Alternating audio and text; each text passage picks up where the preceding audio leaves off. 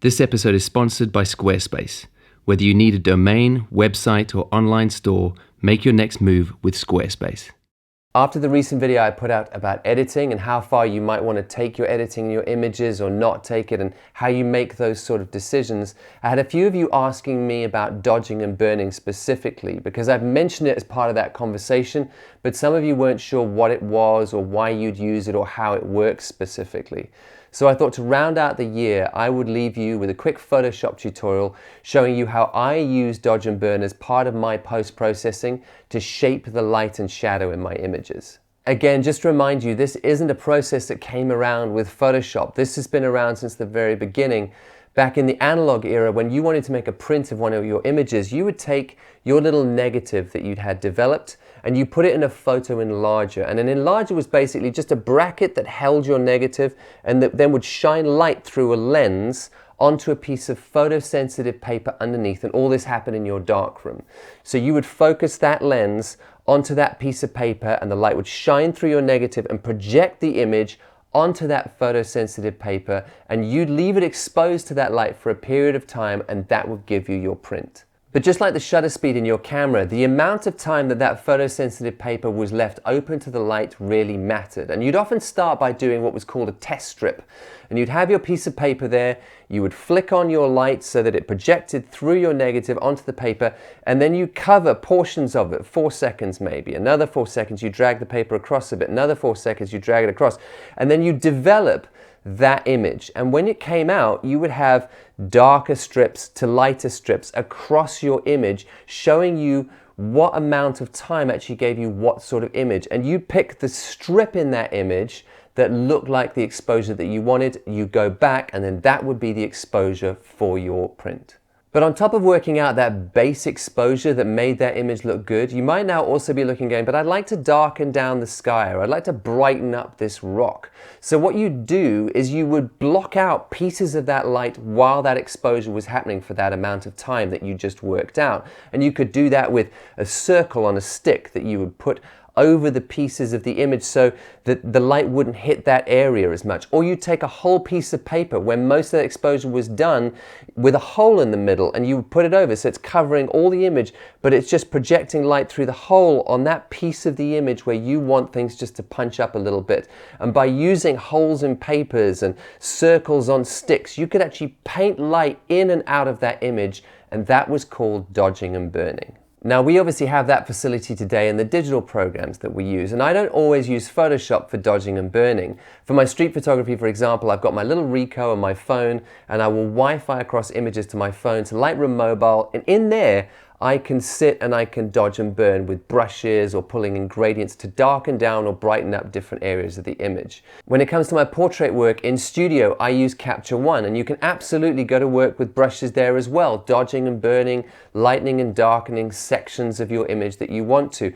But when I do detail work, I go to Photoshop, and that's why today I'm going to show you how I use curves and blending modes and gray layers to create different sorts of dodging and burning effects. And I'm going to show you that when it comes to a street scene, to show you how you can focus the viewer's attention on portions of the image and darken down others. And I'm also going to show you on a portrait how to accentuate the light that you've created on the face in studio to really make it pop. Personally, the rules I have for myself when it comes to dodge and burn, and remember, these are mine, you have to decide on your own. You choose how far you want to take this or not take it, or whether or not you even want to use it. But for street photography, I won't create light or shadow that wasn't there, like Fan Ho, for example. I want to take light or shadow in a scene and just accentuate what I saw to make it pop, but I don't want to move things around or create shadows out of nothing. And when it comes to my portrait photography, I want to make sure that I'm lighting my subject as well as I can in the studio on the day to create the light that I want, and then I'm just tucking, I'm just accentuating the light that I already had there on the day. I don't want to change the lighting with dodge and burn. I feel like if I'm doing that, I'm doing too much, or I'm trying to rescue bad images. This is just like a 10% tuck at the end of an image to really shape out the last of that light. So let's jump into Photoshop. All right, so I've got some images open in Photoshop here, couple of act as headshots and some street shots, just to show you how I would use dodge and burn in different sorts of images, and I'll show you a couple of different techniques as well. So the first one I'm going to show you is just using curves, and for those of you who don't know curves, let's just go to adjustment layer at the bottom here, and I'm going to create a new curves adjustment layer above my image. And just to explain how curves work, you can see my histogram in the background here, showing sort of where the information is laid out. And the important axis is this one along the bottom here, this x-axis. And there's my black point on the left, there's my shadows, this line, my midtones, this middle line, my highlights, this line on the right, and then right on the end here, on the right-hand side is my white point. So you can see there's no black in the image, there's a lot of shadow coming in here. Most of the information is in the shadows. There's some midtones here, less highlights, and then nothing is clipped to white. So you can see that's where everything's laid out at the moment. If I wanted to improve or increase the values, which just means brighten up basically, of my midtones, I'm going to create a point here on the middle of the line. I'm going to drag that line up, and that's increasing or brightening up the values of my midtones. It's also, you can see, brightening the highlights slightly and brightening the shadows slightly, but mostly those midtones. If I drag it down, I'm darkening those values, and if I pull it off the bottom, it just disappears. So say I just wanted to do the shadows, create a point in my shadows. I'm going to lift my shadows up.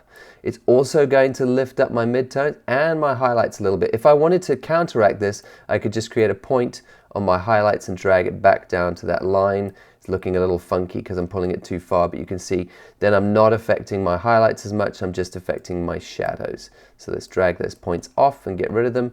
And if I wanted to lift up my highlights, I could lift these up a little bit, and then I wanted to darken down my shadows, for example, create a point on my shadows and just drag that down. That's going to create some contrast. So that's how your curves work. You create points somewhere between your whites and your blacks, somewhere like shadows, midtones, or highlights, and you pull them up or down to make them brighter or darker. All right, so let me show you just with simple curves how I'm going to create dodging and burning on this image.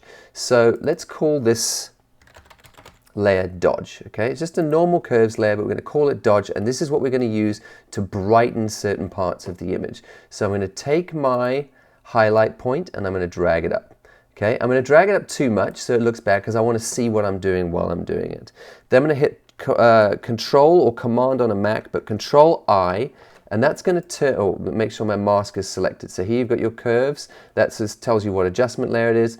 And then on the right hand side here is your mask. So you want to make sure you clicked on your mask icon and you'll have a little box around it. Then you hit Control or Command I and it will turn to black, which means the effect disappears. So if I put it back on, if I go Control or Command I, it turns to white. So white means everything is revealed, that effect is active. If I go Control I, it means black, the effect is hidden, it doesn't exist. And now what we're going to do is we're going to paint the effect in subtly on this mask, just in the areas that we want. So with my mask selected, make sure little bounding boxes around your mask. I'm going to go to my brush tool. I'm going to come up to the top here and I'm going to make sure that my hardness is down to 0. I want my brush feathered. I don't want it to be a hard edge. And with my square bracket keys now, I can make that brush bigger and smaller. So that's how much of an area I'm going to be affecting, and I'm going to come up here to flow, and I'm going to change my flow to 3%. I'm going to make it a very subtle effect, okay? Different ways you can affect your brush. So if I just put on 100%, let me show you what will happen. It's just going to mean that the brush is going to come out full effect right off the bat, okay? But I want something more subtle. I could go to opacity and just say, I just want 3% opacity, but that just means it's going to be a very subtle effect, and that first sweep is going to be 3%, and every sweep afterwards I make with the brush is also going to be that same 3%. It's not going to build up.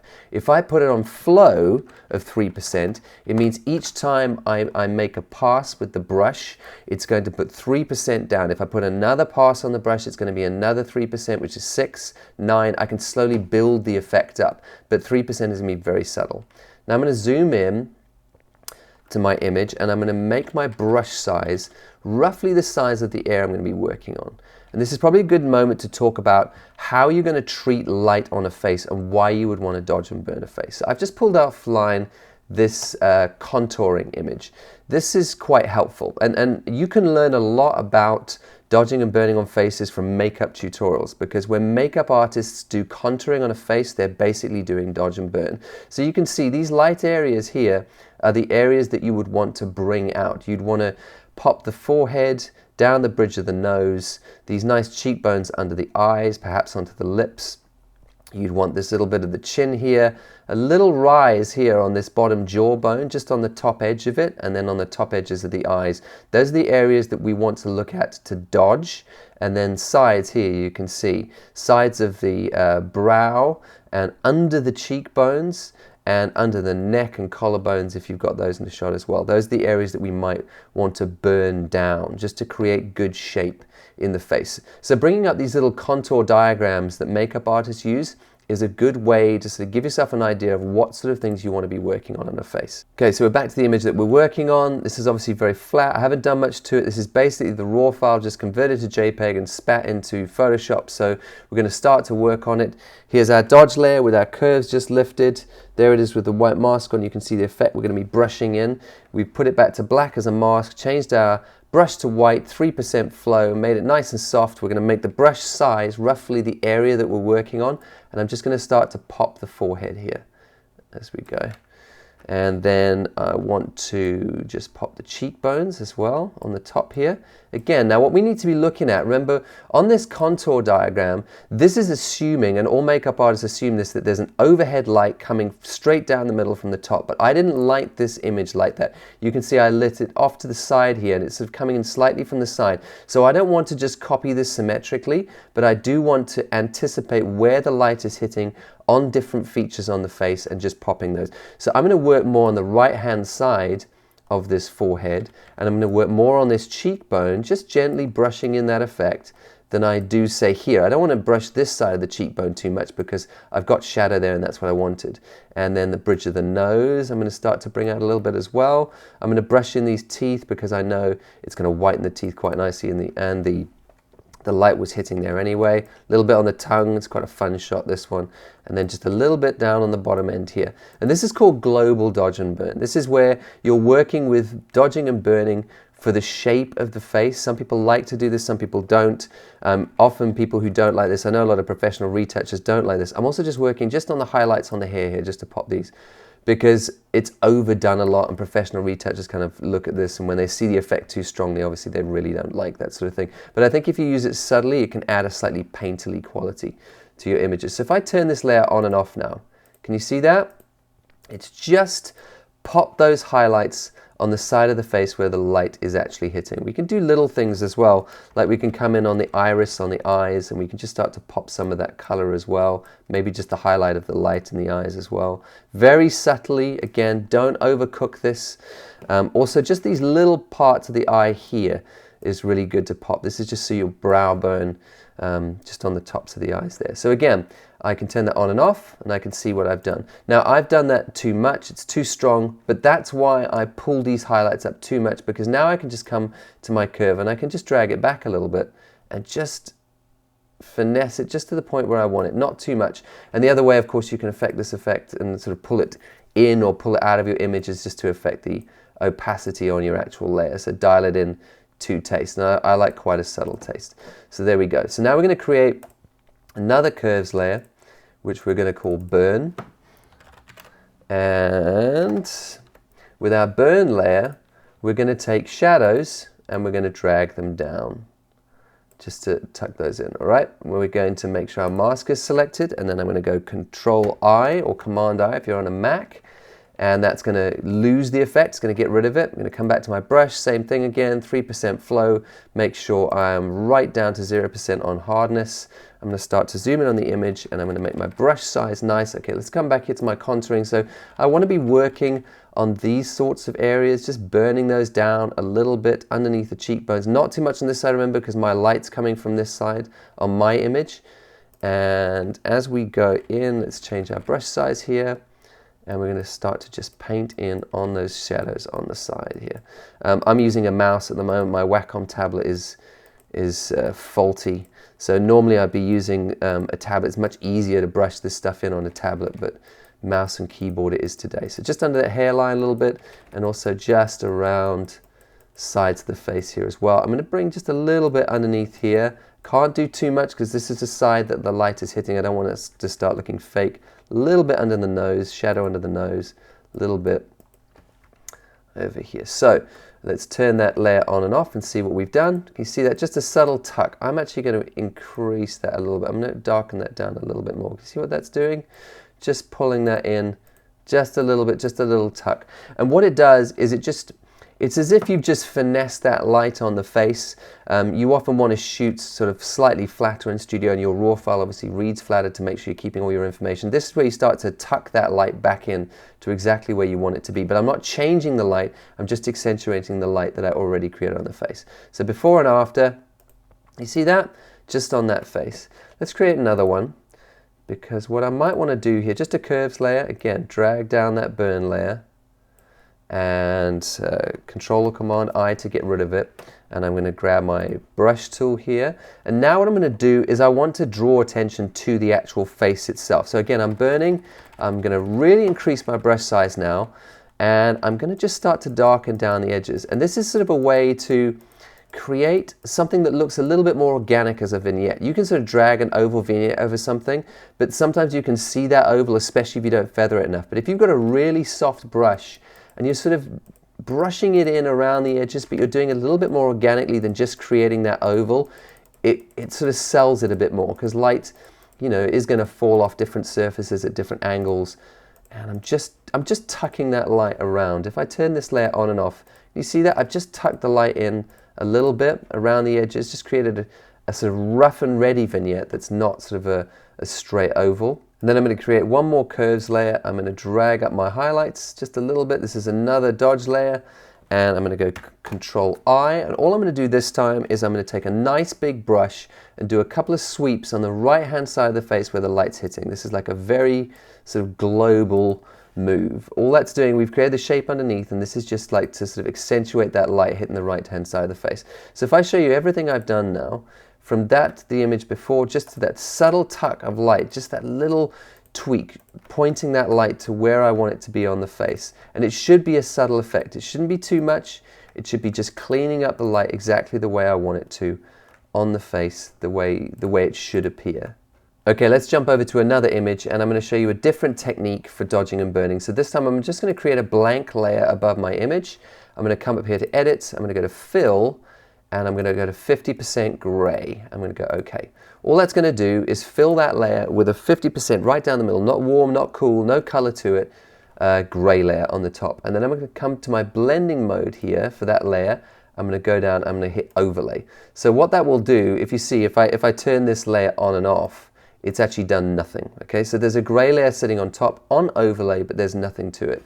So now, instead of using brushes on masks, I'm actually going to use the dodge and burn tools within Photoshop, and there are dodge and burn tools here. So if you come down here, you might see like a little hand icon or a little lollipop icon. Remember I talked about circles on sticks. So that's where this comes from, this dodge tool with the circle and the stick. That little icon was from the days of working in the darkroom. So let's start with my dodge tool. We've got it selected. This will probably be set when you open it up to 50%, but that's going to give you quite a strong effect. So if I come to my gray layer here, set to overlay, and I just brush on here, you can see that's quite a strong effect. I don't want it that strong right up front. So I'm going to come here to my exposure and change it to 5%. I want to build this effect up slowly. Now on this image, you can see, just reminding ourselves of our contouring and what things we want to highlight on the actual image. On this image that we can see here, you can tell that I've lit it more from the side. So I need to be lighting with that bone structure in mind, but more on the right side of the face when I want to pop those highlights. So I've got my dodge tool, nice soft brush again, remember 0% hardness. I'm at 5%, and I'm going to come in on my gray layer, and I'm just going to start, make the brush the size that I want to work on, and I'm just going to start to brush those highlights. So the right side of the face is what I want to do. I don't want to brighten this up, that's where my shadow is. I don't want to kill it. I lit it this way on purpose. I'm going to go down the bridge of the right side of the nose here. There we go, and I'm going to brush just this cheekbone here a little bit. And I'm going to brush the cheekbone on the shadow side because there is a slight highlight there as well, which I want to lift just a touch, just for that shape. On the bottom of the chin, but especially on the right hand side. and on the lip on this side, and again, just the top line of the lip on this side here as well. I am going to, on the shadow side, lift this little highlight. I had a light on the back side, which is just a little hair light for that jawline. I did this on purpose, and I'm just accentuating light that I already created on the shot. Let's do underneath, just on these brow bones on the eyes. And I might just do one quick sweep on the eyes, not too much again, and I want to do one little sweep, making the brush nice and small, just on the bottom of that iris. Again, not too much. I don't want too much in there. Let's get rid of this. And you can see, so if I turn this layer on and off, that's what I've done. Just kick the highlights on the right-hand side. I think it's too strong an effect, so I'm going to come here to my opacity, and I'm just going to dial it back a little bit. So say to like 60% here. If you want to see what you've done, the nice thing about using a gray layer is you can come to overlay, back to your blending modes, go up to normal, and you can see if I change to normal and put this back to 100%, that's all I've done there. Can you see? Just a little little kick on the cheekbones, nose, lips, chin, that little highlight on the back and the eyes, just a little bit like that. And it's nice to sort of be able to check what you've done on these layers as well. So let's drag that back down to about 70. There we go. So turn that on and off. That's that little kiss on the highlights on the right-hand side of the face. And let's create call this dodge just so we remember what we're doing. It's my dodge layer. And let's come to another blank layer, go to edit, and we come down to fill.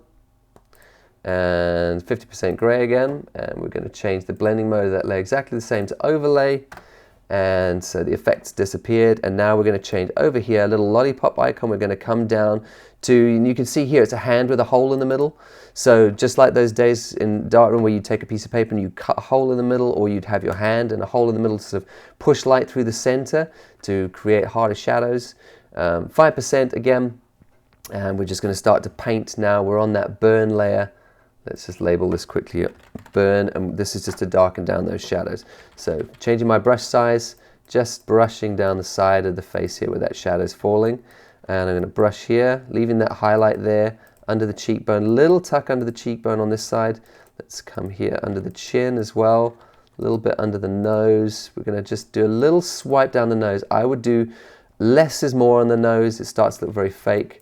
Under the hairline here, and a little bit just on the very edges of this. So this highlight really pops on the forehead because we're just framing it on the outside. And we want to start to do the neck on this side as well, under the chin here a little bit, on the neck here, and just on that little shadow there. Okay, so that should just create for us just a little tuck like that. Can you see how that tucks the shadows in and creates that extra bit of light on the face? That's the before and after for the whole thing all together. Again, I'll probably just dial this burn layer just back a touch, not too much, just back a little bit. And all I've done, I haven't changed the light on the face, but I've just accentuated that light that I wanted to fall. I'd already lit it here on this side, and all I've done is tuck that a little bit extra and deepen those shadows a little bit.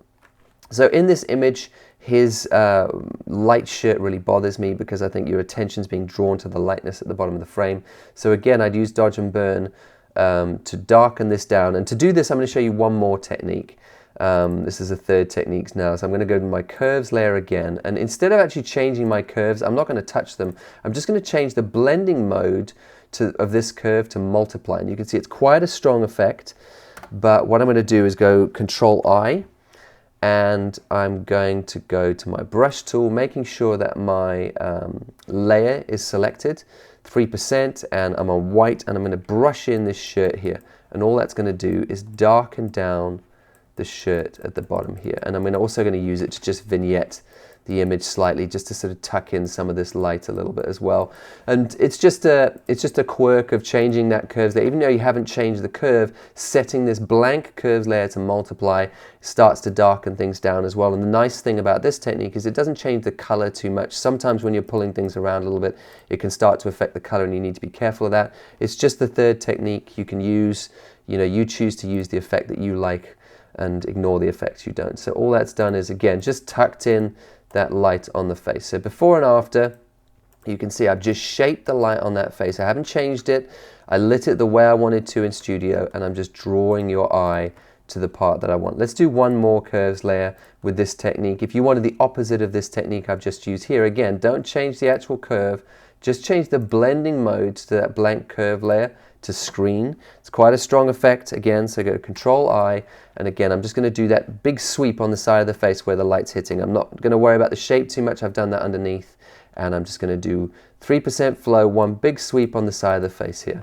And you can see all that's done is just lifted that side there as if the light's hitting nicely over there. Again, the effect's too strong, so I'm going to dial that back, and I'm going to dial back the effect underneath, slightly too strong, and there we can see. So, turning on and off, how you've tucked that light in, you've shaped that light on the face with very subtle dodge and burn. And there's 3 techniques we've used. One is just to pull the curves and to mask them in on this one. Here we used gray layer at 50% gray layer, and we used the dodge and burn tools at 5% exposure on the brush. And then these we've just set to blank curves layers, and we've set them to multiply for burn, and we've set them to screen for our dodge.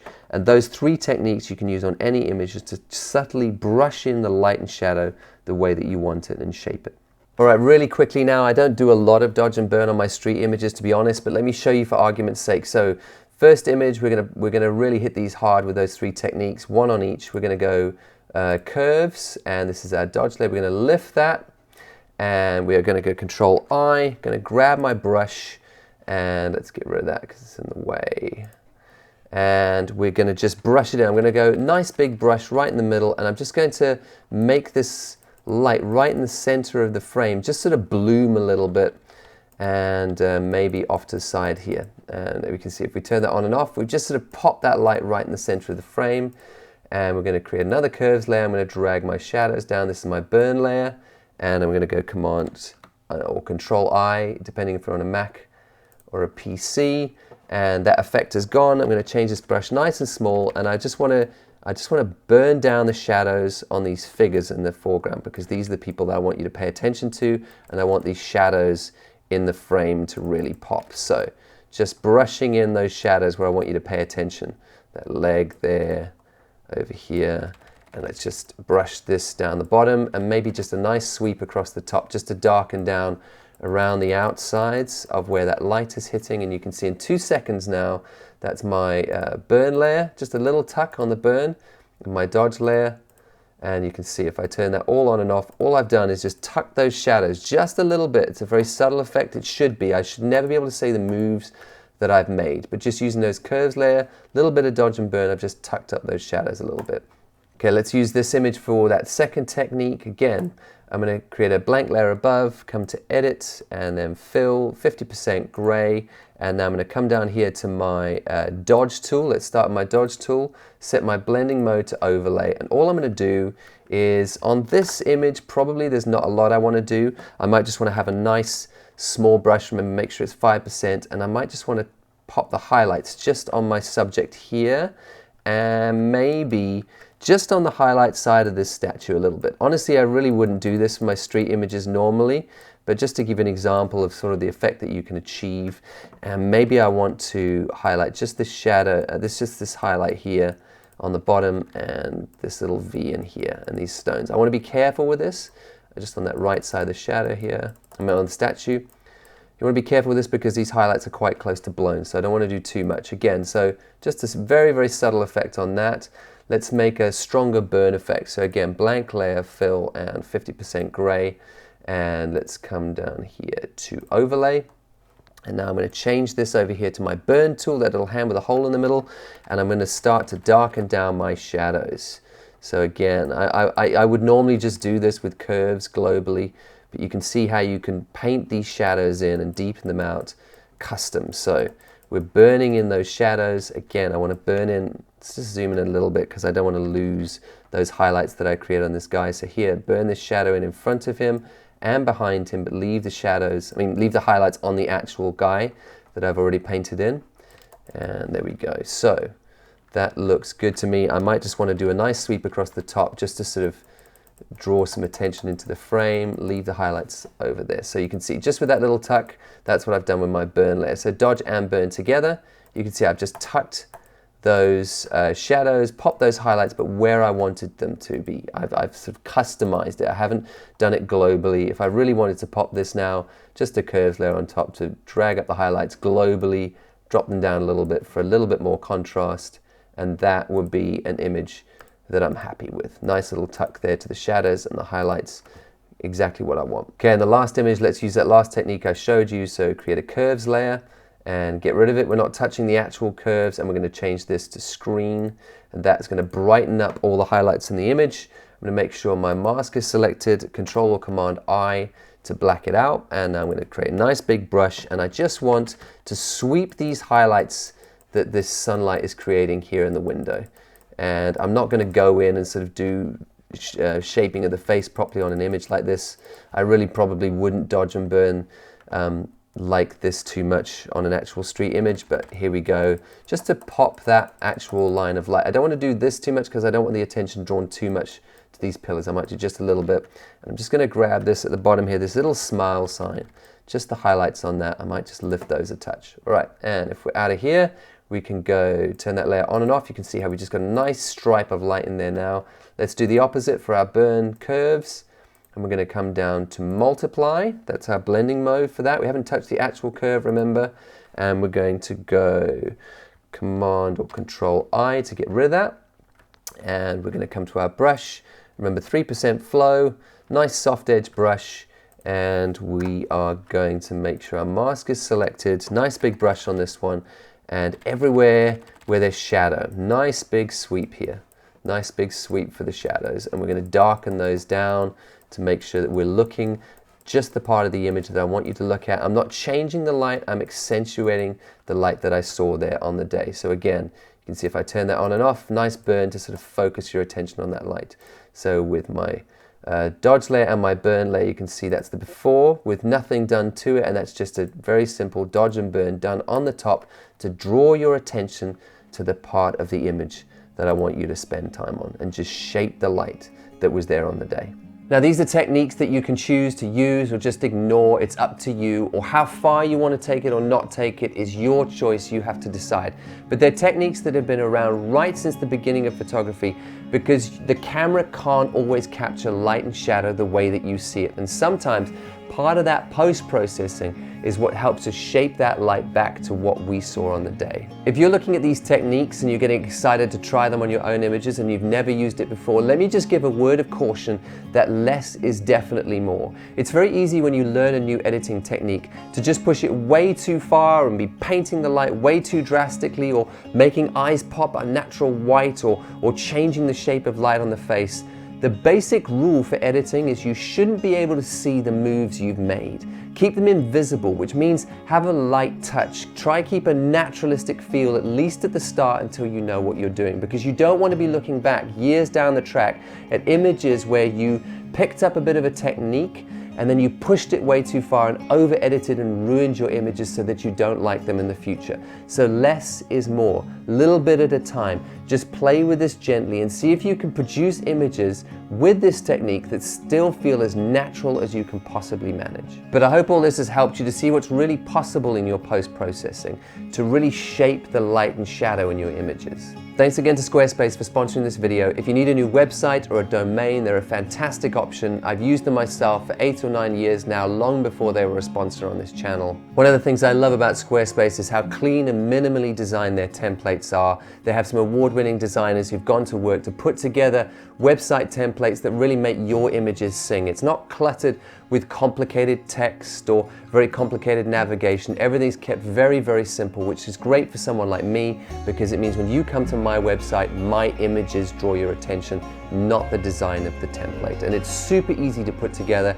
Everything is just a click and a drag in the back end. Start your free trial today at squarespace.com and go to squarespace.com/Sean Tucker to get 10% off your first purchase.